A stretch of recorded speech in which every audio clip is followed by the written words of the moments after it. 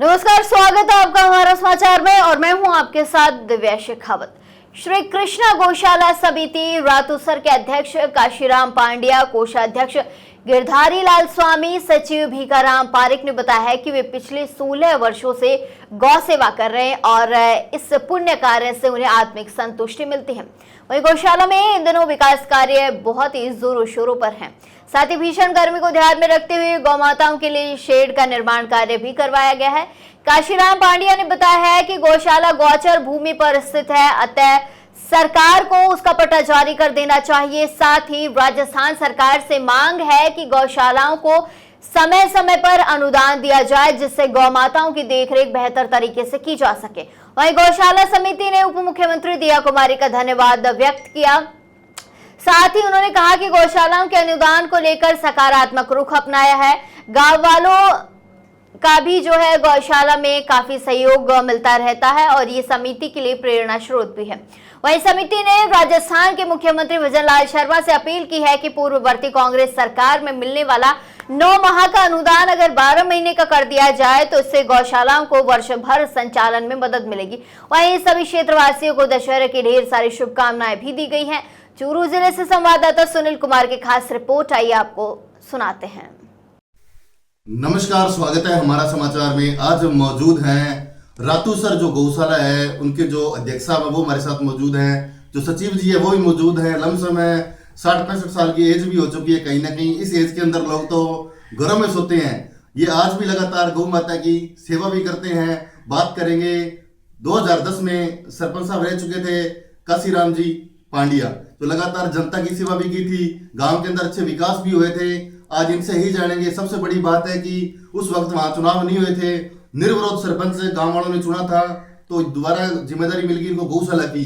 कहीं ना कहीं सरपंची में अच्छे काम किए हैं, इसलिए गौशाला की बड़ी जिम्मेदारी मिली है। और हमारे साथ जो सचिव जी है भीखाराम जी पारिक, ये भी लगातार 16-17 साल से इस गौशाला के अंदर अपनी अहम भूमिका निभा रहे हैं, गौ माता की सेवा भी कर रहे हैं। तो आज इनसे ही जानेंगे। बात करेंगे सरपंच साहब से। सबसे पहले तो सरपंच साहब, सबसे पहले तो हमारा समाचार में बहुत बहुत स्वागत है आपका सर। आपका भी बहुत बहुत स्वागत है।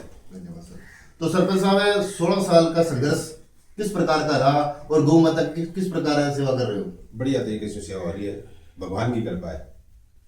तो पहले सरपंच बने थे 2010 में निर्विरोध सरपंच बने थे। इस बार यहाँ की जनता ने एक बड़ा विश्वास जताकर आपको गौशाला अध्यक्ष बना दिए थे, तो किस प्रकार की खुशी हो रही है, कैसा उत्साह है? बढ़िया खुशी हो रही है। गांव वालों ने बहुत ही मदद की है। सरपंच भी निर्विरोध बना दिया और अध्यक्ष भी निर्विरोध बना दिए। गांव में इकट्ठे हो गए तो आप लोग अध्यक्ष की जिम्मेदारी देंगे, मैं मेरा निर्वहन सही तरीके से करता हूँ। तो सरपंच साहब, ग्राम पंचायत जब भी अच्छे काम हुए थे, अब गौशाला के अध्यक्ष हो तो कैसे विकास हो रहे हैं? विकास बढ़िया हो रहा है, गौशाला में विकास बढ़िया है, सारी चीजें एकदम सही तरीके से है। तो आज तक क्या क्या काम कराया आपने गौशाला के अंदर? शेड का निर्माण या शेड का निर्माण करवाया है। मैंने मेरे निजी पैसे से दिया गेट बनवाया था। अच्छा, निजी पैसे से पर्सनल बनाया था। ठीक है। और बाकी गौशाला का पैसे से शेड बनवाए। एक हमारे मूलचंद जी शाश्वत है, उन्होंने भी एक शेड निर्माण करवाया था और गौशाला से करवाया।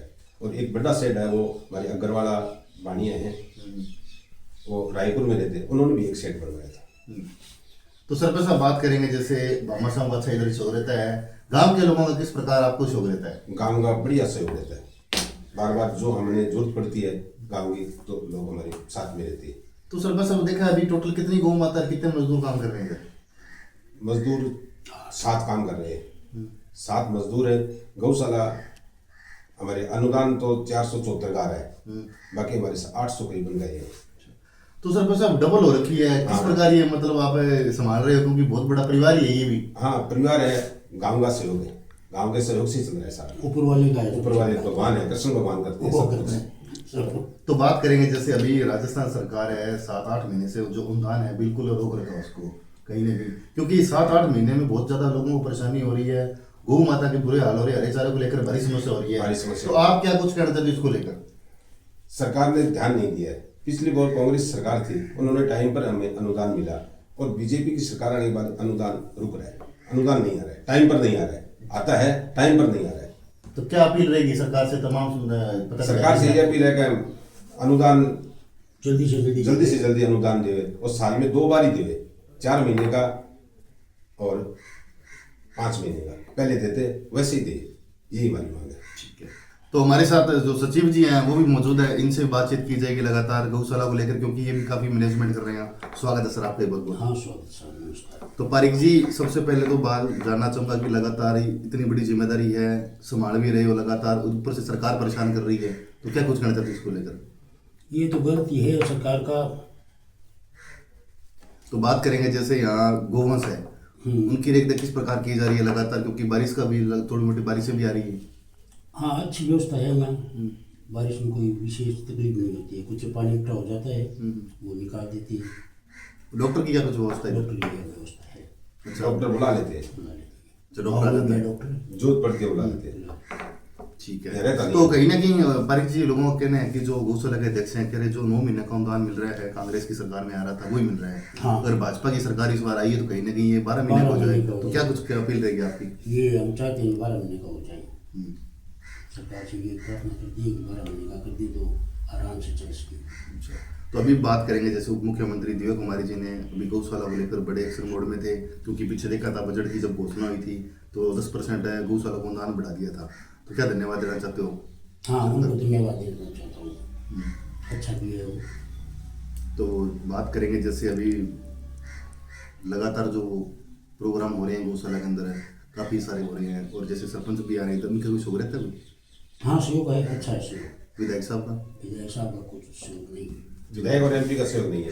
अच्छा, विधायक और सरपंच का कुछ भी नहीं, कोई सहयोग नहीं है। अच्छा, तो कभी विधायक साहब से मिले थे, कोई अपील की भी? मिलते ही रहते हैं। एमपी साहब को हमारे यहाँ भागवत कथा थी, उस टाइम एमपी साहब को बुलाया था और उससे मांग की थी कुछ न कुछ हमारे दे के जाओ, वो बोले हमारे सिस्टम में नहीं है। तो कथा के अंदर मतलब कितनी डोनेशन वगैरह इकट्ठी हो जाती है? 29 लाख रुपए, अच्छा, 29 लाख रुपए है, उनसे हमारा किया अभी तक चल रहा है काम। अच्छा, तो मतलब कितने साल पहले हुई थी?